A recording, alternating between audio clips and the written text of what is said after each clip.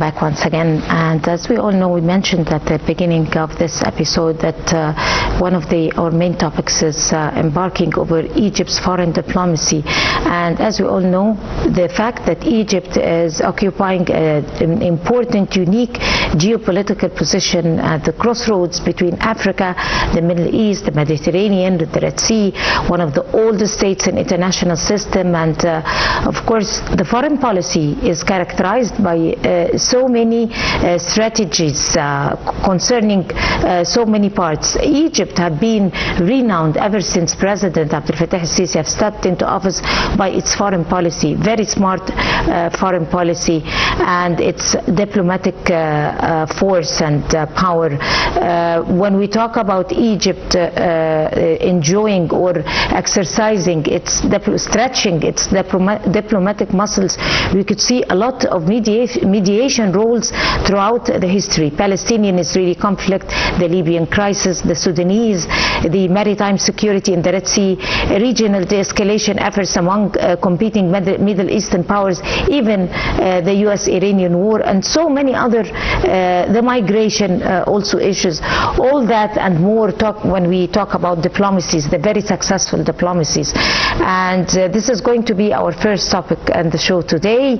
Very delighted to be joined in the studio by Dr. Mariam Waheed, and she is a professor of economics and political science, Cairo University. Good morning, Dr. Mariam. Good morning. But let us first go to our first report that talks about the same issue, where Egypt's foreign policy approach is often described as one of the strategic equilibrium enabling Cairo to act as a mediator in regional conflicts. More details.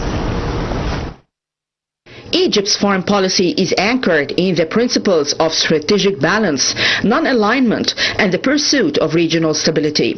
Leveraging its unique geographic position at the crossroads of Africa, the Middle East, the Mediterranean, and the Red Sea, Egypt has developed a pragmatic diplomatic approach over more than 2 centuries. Cairo seeks to maintain constructive relations with major global powers while preserving its strategic autonomy, allowing it to engage with diverse international partners without aligning exclusively with any single bloc. Economic diplomacy has become a central pillar of Egypt's foreign policy, reflecting the government's focus on sustainable development and investment-driven growth. Egypt actively strengthens partnerships with regional and international organizations, including the African Union, the Arab League, and BRICS, while expanding cooperation with Gulf states, the European Union, China, and the United States. These partnerships support national development priorities through trade, infrastructure investment, energy cooperation, and technology transfer, reinforcing Egypt's position as a regional economic hub. On the multilateral front, Egypt continues to play a prominent role in addressing regional and global challenges through active participation in international forums. Cairo advocates for collective solutions to issues such as climate change, food security, migration, and counter-terrorism, while supporting reforms that enhance the effectiveness of multilateral institutions. Egypt also promotes African and developing countries' interests in global governance, emphasizing equitable economic opportunities and sustainable development. Security and conflict mediation remain defining features of Egypt's diplomatic engagement, drawing on its long-standing regional influence. Cairo serves as a key mediator in efforts to de-escalate tensions and facilitate dialogue in conflicts across the Middle East and Africa, particularly concerning the Palestinian issue, Libya, Sudan, and the Horn of Africa.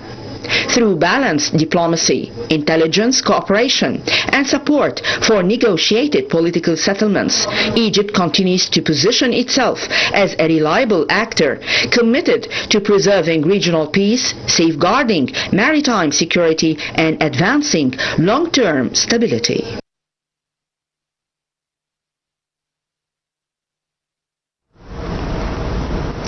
Welcome back once again. Like we already said, very delighted to be having with us Dr. Mariam Waheed, Professor of Economic and Political Science, Cairo University. Good morning, Dr. Mariam. Good morning. It's my pleasure. It's a pleasure to have you. How has Egypt's geographic location influenced the evolution of its foreign policy and since the 20th century speaking? Yeah, so when we start talking about Egyptian diplomacy, we're talking about, we're celebrating this week 200 years of diplomacy in modern Egypt, starting from the beginning of having an institution of foreign policy or foreign affairs in Alexandria, then when it came to Cairo later on. Particularly it was mainly of 200 years of active Egyptian foreign policy and diplomacy, starting from ancient times till today, and particularly we are speaking also, we are celebrating this week the 30th of June revolution. So this week actually we're witnessing two big events, 200 years of active foreign policy in Egypt and also the 30th of June revolution. If we're talking about diplomacy as a word at the beginning, so it started from ancient Greek with diploma, or the idea of folding into two, and MA is the object. So it started with the idea of sending official authorities abroad, and actually in Egypt we've witnessed very strong diplomats along history, and there are specific main points or the major if you can say characteristics of Egyptian foreign policy that Egypt is playing the pivotal role in the region, pro de-escalation, pro more cooperation and more dialogue and ending de-escalation in the region, and also preserving the security of all countries in the world, and trying to maintain cooperation and non-interference in the internal affairs of other countries, and not also joining any permanent military alliances. So these are the main characteristics of Egyptian foreign policy along history. And in December 2025 we witnessed the publishing of the white paper of the Ministry of Foreign Affairs, and this actually portrayed the concept of strategic balance, which is a main concept governing the Egyptian foreign policy right now.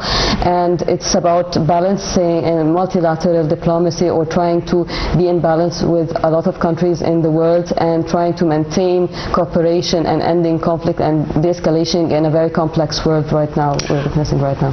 Right. What are the key principles that guide the Egyptian foreign policy at large, that for the people to know? And how does Egypt balance the national security concerns and regional diplomatic responsibilities at the same time? The idea, the main principles is about mutual respect, non-interference in the internal affairs, and also trying to find out what are the diplomacy as we know right now. If we think about it, it's not the traditional diplomacy that the world has been witnessing a lot. So there are new forms of diplomacy. Even if we're talking about a lot of countries right now are having new forms of diplomacy, not the traditional aspects of diplomacy, but new diplomacy. Like for example, the concept of public diplomacy, the concept of how education is linked to diplomacy, how also scholarships are linked to diplomacy, diplomacy and trying to find a way or negotiations with other countries not to resort to war. So in any relations between two countries, in international relations, we studied that it's a sum of relations, either conflictual or cooperative. So when we talk about the maximum on the maximum level of conflict is the war, but when we're talking about cooperation, we're talking about diplomacy, we're talking about negotiations, and Egypt is keen on having more negotiations with countries in the world, trying to restore peace and balance and harmony between nations, ending also internal conflicts. We've witnessed in different Arab countries some kind of ethnic conflicts, even inside civil wars in some countries, for example. So Egypt is keen not to for also on having national armies in the region, ending any kind of militias in the region, and main concern of Egyptian foreign policy also is combating terrorism, and this is mentioned in the white paper as well, that it's trying to combat terrorism, trying to end any kind of conflicts, also ending militias that are there in some of the countries. So these are some of the principles, and also not being in a military, permanent military alliance in the world. So why, in your own perception, is Egypt considered as one of the most effective mediators on several very popular international crises, like the Middle East, for example, the Palestinian-Israeli conflict, like the Sudanese, the Libyan? Egypt was very successful in that, especially in the Palestinian crisis, and it all ended. It was not. It hasn't ended because Israel is always violating international law, but it was summed up and respected by the United States only when Egypt interfered in Sharm el-Sheikh and the peace agreement was held. That is a milestone. Yes, of course. No other country succeeded in effecting that type of mediation. Yes, and also Egypt is playing right now a major role also in mediating between the United States of America and Iran, also with Pakistan and other countries. And of course, when we're talking about Palestine, Egypt has been a very strong mediator in this long protracted conflict for ages between Israel and the Palestinian people. And even if there are still some violations by the Israeli authorities, but still Egypt has played a very strong role. And the big Sharm el-Sheikh, when we hosted leaders from different countries in the world, and this very strong role in ending the conflict and insisting that the Palestinian people live peacefully and ending the conflict and wars in the region. So what diplomatic tools has Egypt employed to maintain communication channels with all parties in regional conflicts? You already talked about that. But then Egypt has its own Midas touch. Yes. When it comes to the diplomatic tools, and you said that the diplomatic means they verify from according to the momentum. Yes. Do you think that Egypt is distinguished in that part and because of its Egyptian administration, I mean its leader? Yes, of course. There's a strong political will to have harmony and balance between different countries in the world, and trying to end any kind of conflicts in the region and wars, and trying to maintain new ways, because it's diplomacy is about always following up the new dynamics in the world. So that's the concept of strategic balance, that it's trying to balance and see the different dynamics in the region, because politics is always about dynamics. It's not constant. It's changing. So we need to figure out what's the relation between the big powers, the superpowers, and the middle powers and the smaller powers. So it's like a kind of a balance, because when we talk about the political system, the international political system along history, sometimes the international political system was a multipolar political system.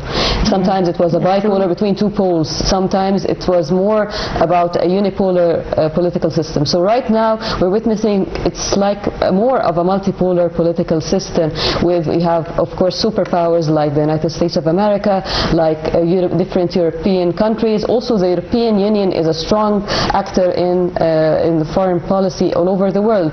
So trying to maintain, also Egypt has been strongly involved in a lot of international meetings with big leaders around the world to discuss what can be done in order to maintain and foster strong relations between countries, economically, politically, educationally. So when we, for example, encourage students to travel abroad and learn abroad, so we are now teaching them to understand the values of other countries, to get engaged in other countries.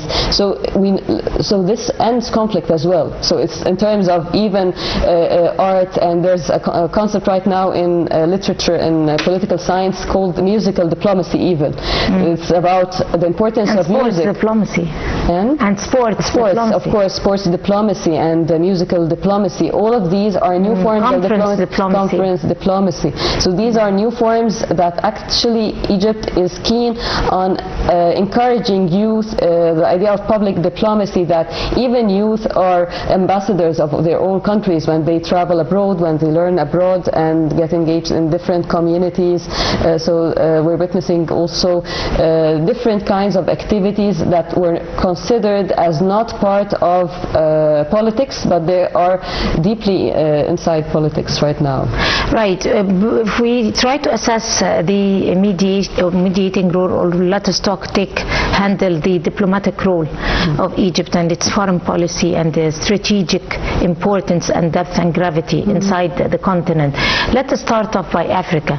Ever since 2019, when Egypt assumed the chairmanship of the African Union, and all the agreements that were held, the investment agreements and business agreements, and also the partnerships that were held between Egypt and the different African countries concerning their own interests, looking after their own interests, and in particular the presidential initiatives that were taken in Egypt were extended to our brothers and sisters in Africa, like 100 million lives, the women and children, and the virus C. All of that, even educational scholarships were provided for the African students to come over to Egypt and study for free, and all this. Talk to us about this massive effort that was spared by Egypt ever since 2019 in Africa. Yes, of course. So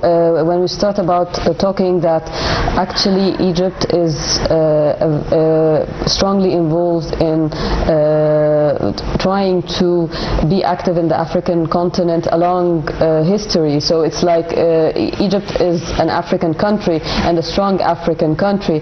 And also when we're talking about scholarships, let me start with scholarships. There was a big initiative in the National Training Academy in Egypt for actually hosting African students and to get training. And also when we talk about historically also that there were some medical supplies sent to some African countries. So that is something very crucial for Egypt, and also trying to train African students in our universities. Actually, there are a lot of African students from different African countries. That's a big number, not a small number. And also when we talk about the pillars of Egyptian foreign policy right now is encouraging also African countries on development and sustainable development and maintaining development in different fronts. Also when we talk about, for example, environmental diplomacy, and there's a strong also engagement of Egyptian Ministry of Foreign Affairs and the Ministry of Environment on in the different COP meetings, for example, with African countries. That's each year.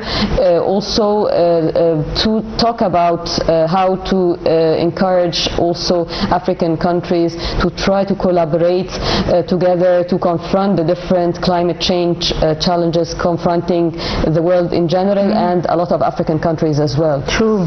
Right. So talking also about the efforts to enhance the economic integration and the infrastructure connectivity across Africa, and also not only with Africa, with the Gulf states. Yes. This is also another important pillar. Of course, when we can't separate between the economy and the political scene in general in the world. So when we're talking about economic integration, it's vital for having also strong states. Development is crucial for the political systems in the world, and encouraging also the collaboration on new levels, on new investments, and we're seeing a lot of conferences held in the African countries, and Egypt even is hosting a lot of those conferences on encouraging investments in Egypt, and Africa is of course a part of this. Right. So moving on to the region in general here and the Middle East, and even Egypt's foreign policy with our brothers and sisters in the Gulf, and how Egypt is keen on unifying or creating a unifying effort or unifying foundation or a ground that gather the Egypt and the Arab countries. How do you describe that in full detail? Of course, this was mentioned several times, that the security for the Gulf states is related to the security of Egypt, and also the importance of the security of the Red Sea. So this is vital for the Egyptian foreign policy, and it has been always there. That actually we share along with different Arab countries strong relations historically and up till now in Gulf states, and also in other states like in Libya, for example, that the security of Libya is of vital importance for the security of Egypt. So that's why, for example, we for nearly since 2013 till now, there is a strong emphasis on non-interference in the internal affairs of the Arab countries, and maintaining that they are independence and not intervening internally, and also importance of sovereignty of the Arab states. Right, and also standing up for their integrity. Yes. Defending the rights also as if it's ours. Yes. Which is one of the backbones of the bond that connects us with our brothers and sisters in the Gulf. At this point, I would love to thank you so much, Dr. Mariam Waheed, Professor of Economics and Political Science, Cairo University. Thank you very much for coming over to the Breakfast Show. Thank you. It has been a great pleasure. And now it's Egypt driving youth empowerment through massive national and international initiatives targeting employment, digital skills, and sustainable development. And we have more details in the following report.